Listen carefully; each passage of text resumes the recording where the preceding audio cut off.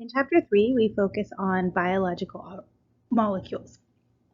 We focus on biological molecules because they make up all living organisms. Recall that we talked about emergent properties, where you have new functions that come up at successive levels of organization. We talked about the early levels of organization being atoms coming together to form molecules, and then molecules coming together to form cells. So we are going to be focusing on the four major groups of biological molecules that either are used in a cell, produced in a cell, or make up the components of the cell. These videos will be broken down into several different parts. Sections 1 through 3 will be one video, and then each of the four biological molecules will have their own video for a total of 5. The focus of this chapter is carbon-based molecules. We call molecules that contain carbon organic molecules. We will be looking at 4 different types of molecules: carbohydrates,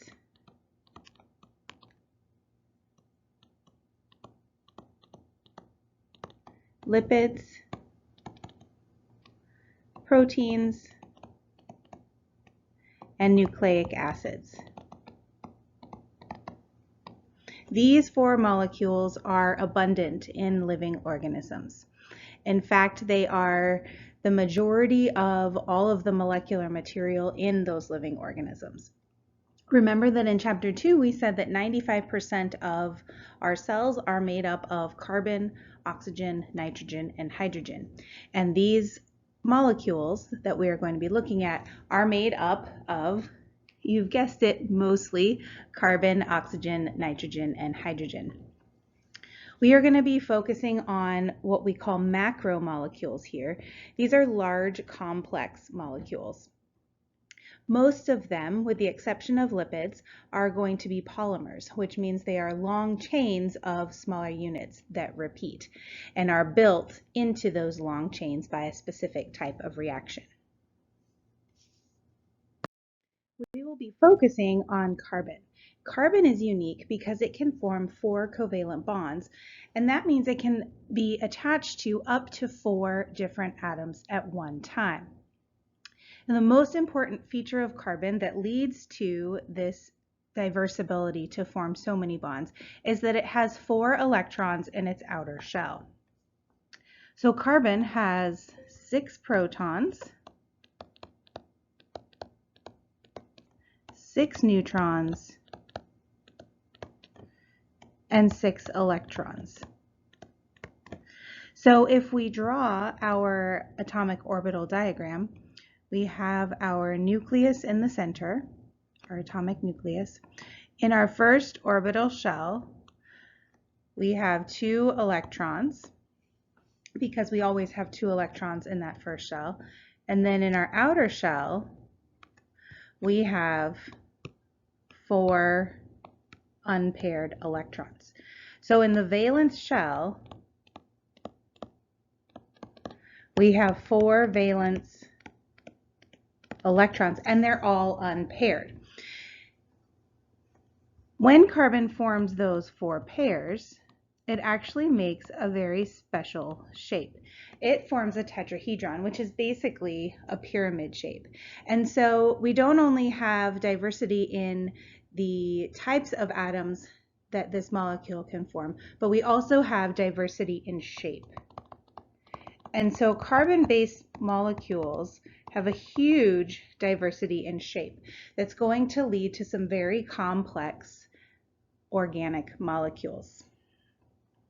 Now, carbon can form single bonds, it can form double bonds, and it can also form triple bonds, although the triple bond is not going to be as common. Now, when carbon is bound to a double bond, it still has the opportunity for 2 other atoms to be bound to it. So no matter how carbon is bonding, we get this huge amount of structural diversity. When we start making carbon bonds in our large biological molecules, those bonds can either be polar or nonpolar covalent bonds. Remember that polar bonds are where electrons are shared unequally, because one atom has a stronger electronegativity for those electrons. In a nonpolar bond, those electrons are shared equally. So there's no charge distribution between two atoms in a molecule. Our carbon-based molecules often contain hydrocarbons.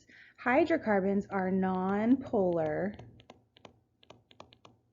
molecules.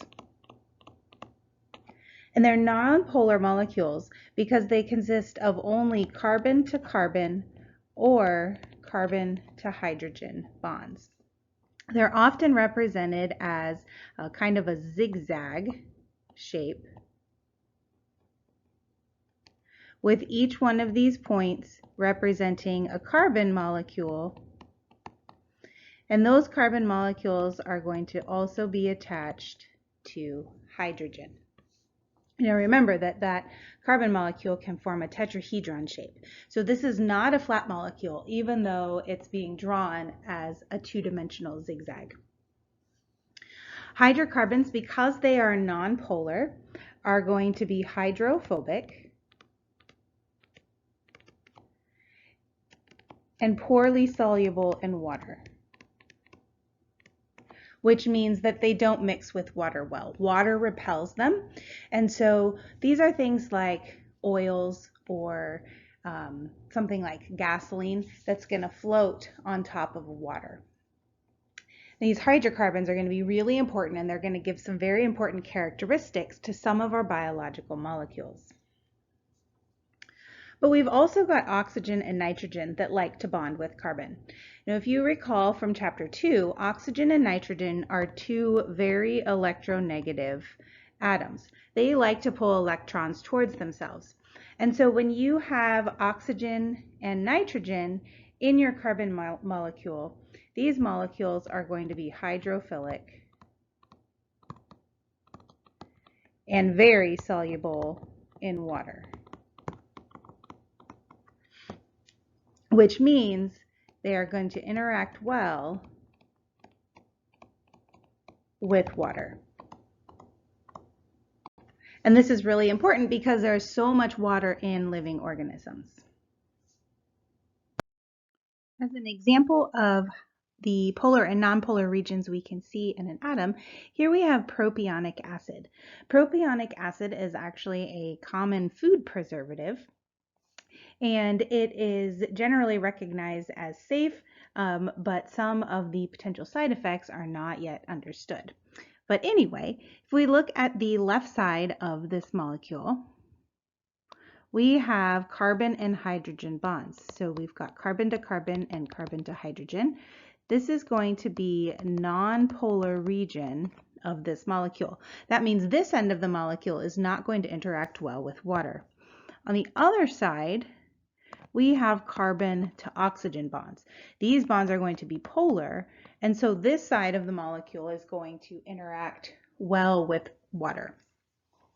You can see here how carbon has 4 bonds for each carbon in our chain. We've got bonds here, 1, 2, 3, 4, 1, 2, 3, 4, and then this carbon on the end, we have 2 bonds here with the oxygen, 1 bond with that hydroxyl group, and then another bond back to its carbon. This molecule is also a good example of functional groups.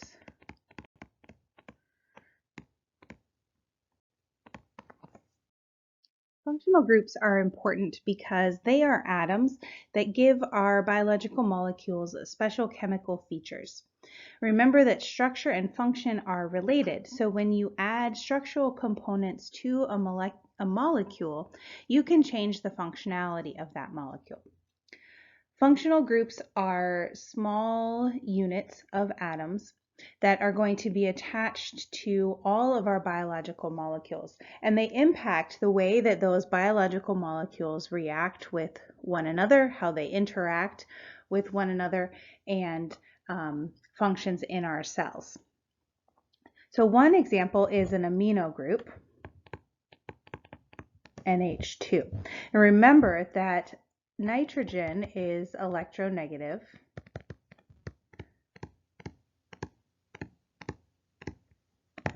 just like oxygen is. And nitrogen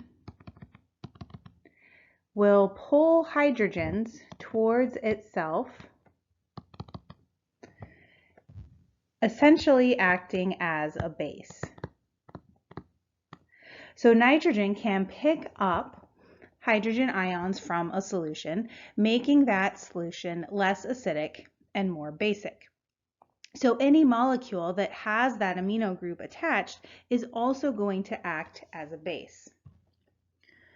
On our previous slide, we had propionic acid.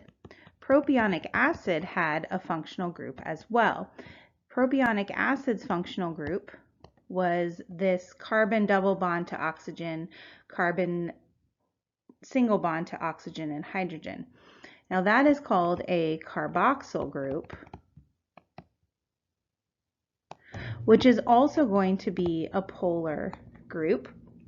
And so remember that that makes this molecule a polar molecule because of this functional group that is itself a very electronegative polar region. In your textbook, you'll find Table 3.1. Table 3.1 shows several different functionally important groups that are going to be found bound to carbon. The important ones that I would like you to know are the amino group, the carboxyl group, and the hydroxyl group. Now I'd like you to be able to recognize them, recognize their structure when you see them in biologic molecules. And the reason is that they are going to be important in interactions with other molecules, specifically amino acids,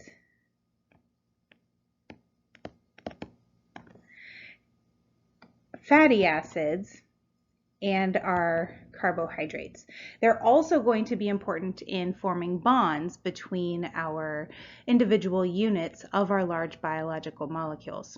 So I'd like you to know them, to know their names, to know their structure, and to be able to identify them if you see them in a biological molecule. The second half of that chart is going to show some other important structural and functional groups. I would also like you to recognize this phosphate group. This phosphate group is a phosphate with 4 oxygens attached. This one is going to be really important in our nucleic acids and ATP, which is our molecular energy currency. We're also going to see the phosphate group in phospholipids, which make up the plasma membrane.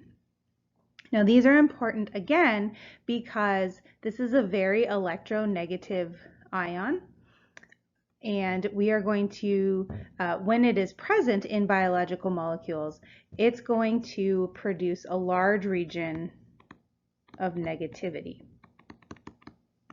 And so because it is charged, it's going to interact well with water.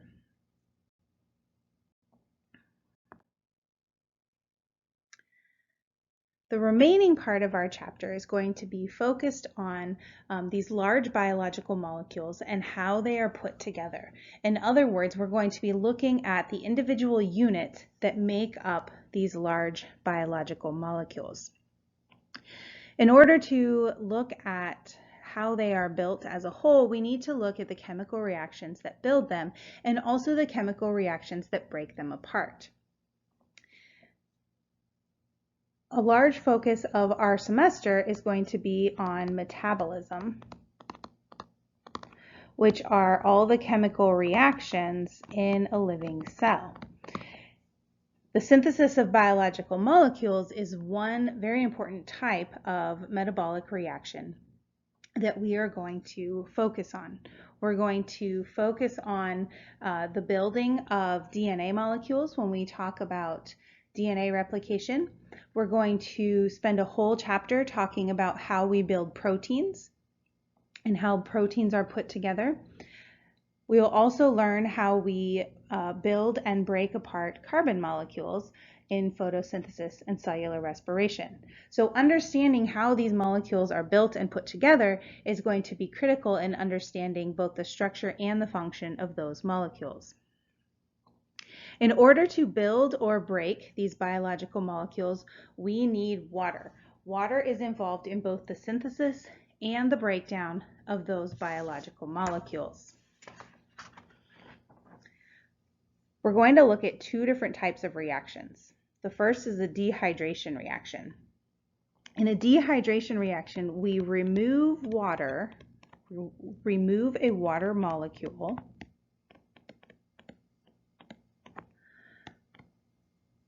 from the monomers or individual units of our macromolecules to link them together.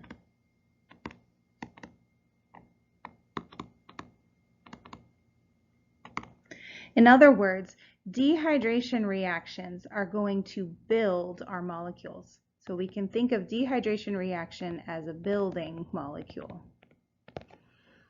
A hydrolysis reaction is going to be the opposite reaction. That's going to be our breaking molecule. In a hydrolysis reaction, we split a water molecule to use it to break the bonds between monomers. So hydrolysis is going to be our breaking reaction. Let's first look at dehydration reactions. So a dehydration reaction is going to be our building reaction. So we are going to build or synthesize biological molecules. Now, all four of our biological molecules, carbohydrates, lipids, proteins, and nucleic acids, are going to be built using dehydration reactions.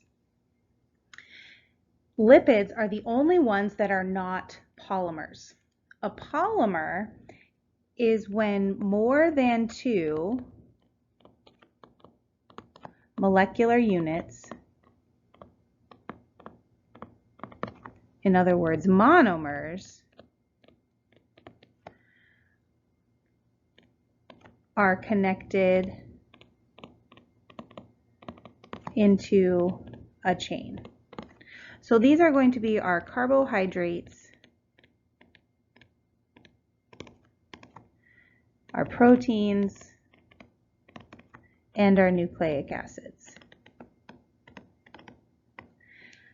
Lipids are also built by dehydration.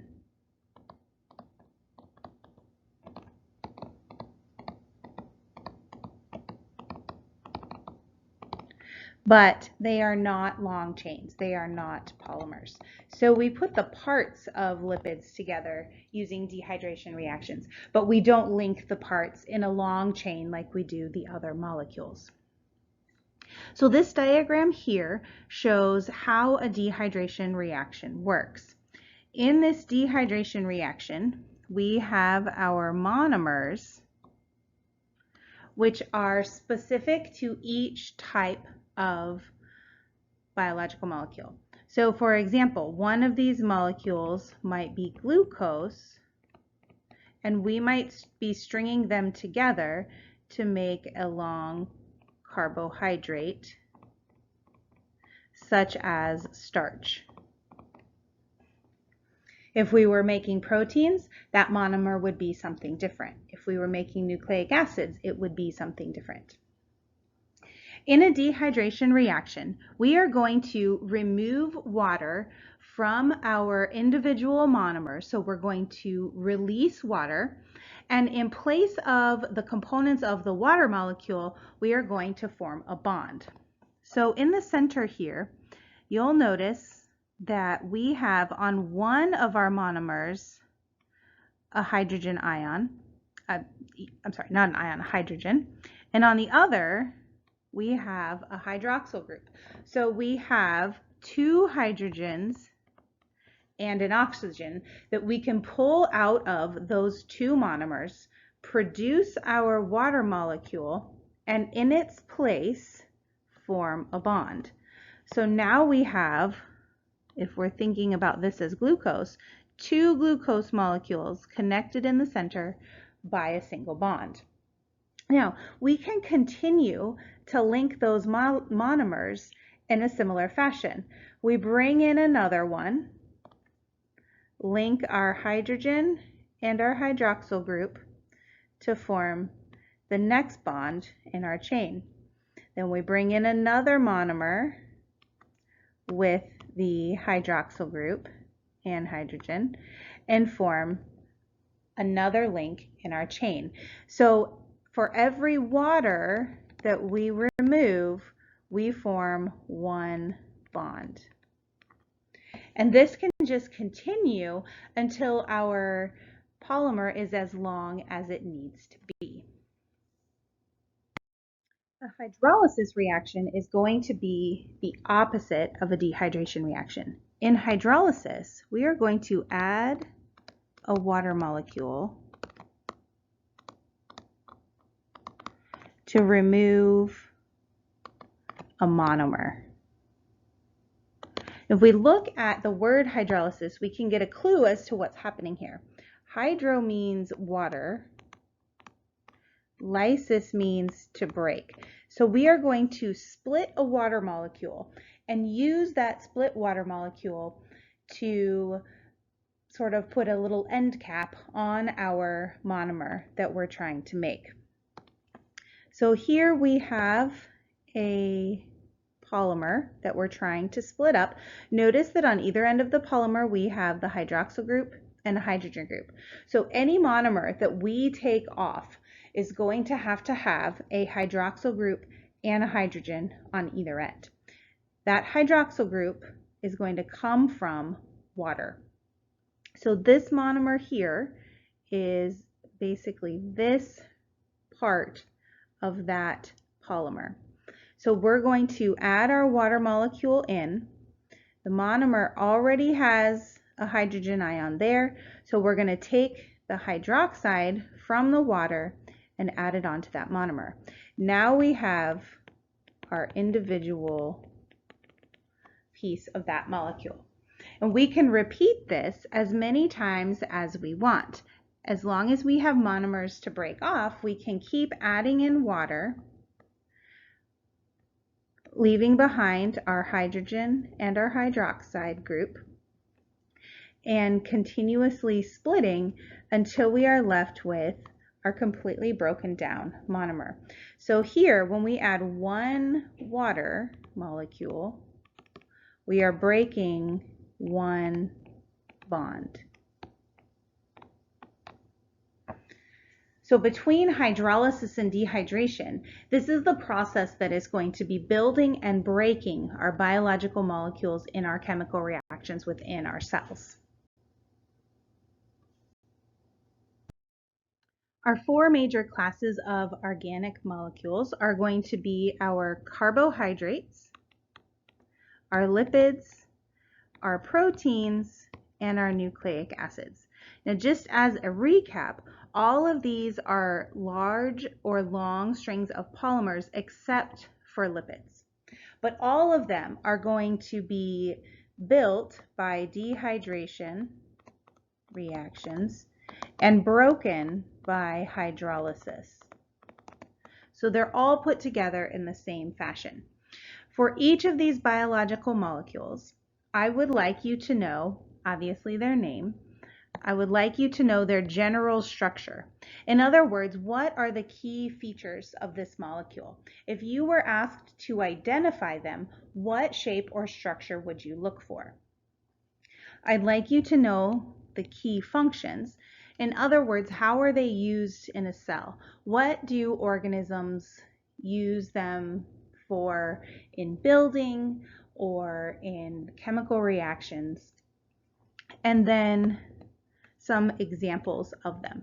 So we will talk about all of these things, but as we do that in the next couple videos, I want you to take note of the structure, note any key features that are going to help you remember what they look like, their key functions in living organisms, and then of course some specific examples.